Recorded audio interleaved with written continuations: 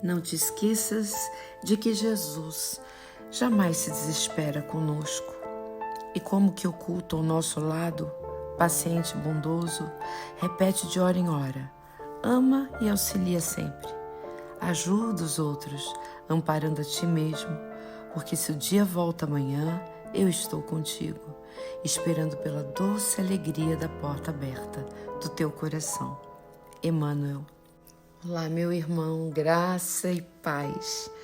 Graça e paz no seu coração.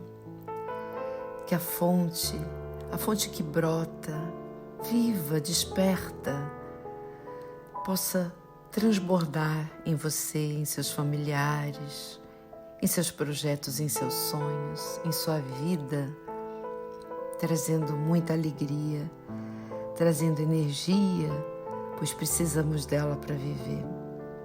Bem, a reflexão que fazemos acerca da paciência do Mestre conosco, porque nós precisamos avaliar que a paciência dele é gigante. Há mais de 2000 anos ele está esperando, nos aguardando, nos acompanhando a marcha e jamais desistindo de nós, mesmo quando a gente toma caminhos opostos ao Evangelho.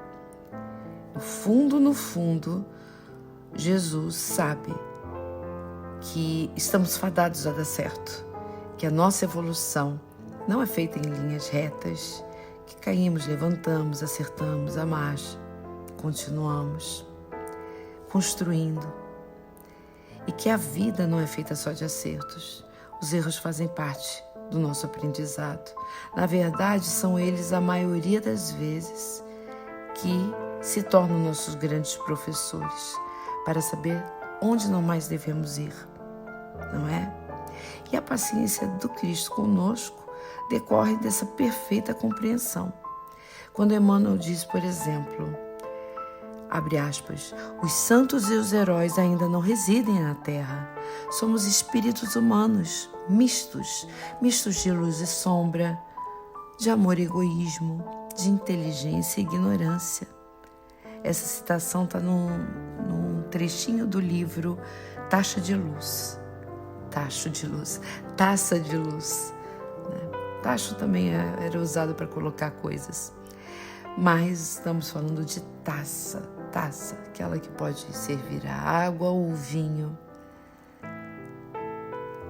ou mesmo nos abençoar com a claridade.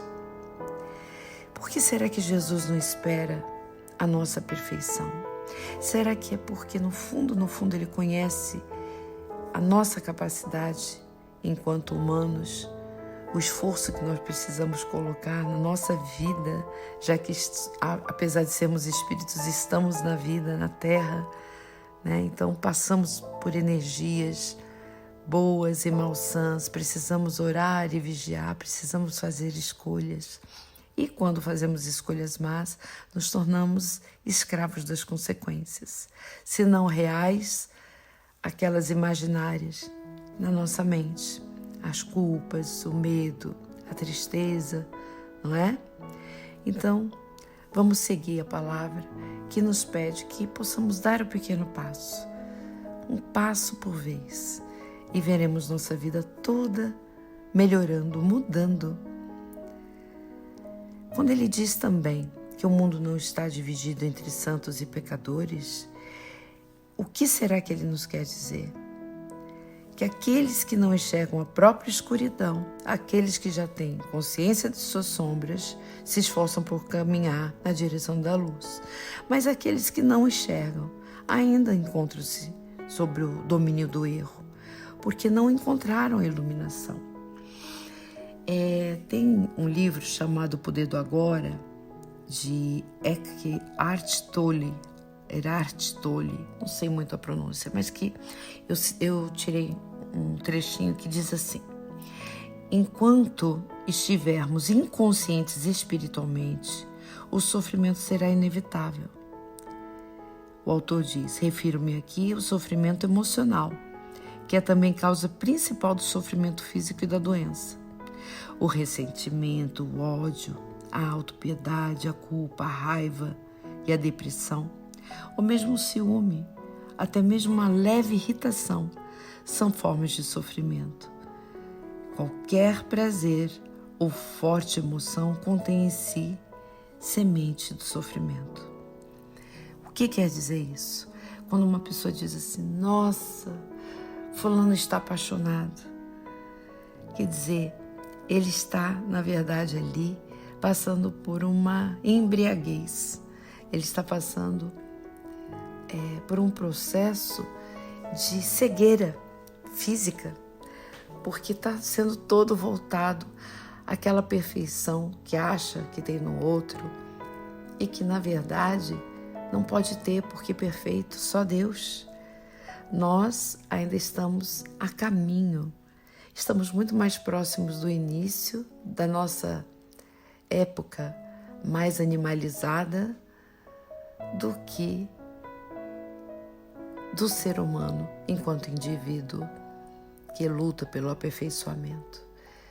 É diferente quando falamos do indivíduo e quando falamos do individualismo, porque quando usamos do individualismo, isso se torna doença, isso se torna ego, isso se torna falha. Então, quando nós pegamos como premissa Jesus enquanto paciência, é porque Ele nos foi colocado como modelo a ser seguido. Então, quando o seguimos, ou quando entendemos que não estamos sós e que Ele continua conosco, nos chamando pelo nome, reavivando a nossa consciência para que possamos não só orar, mas vigiar mais, para não cair nas tentações, para não cair no erro.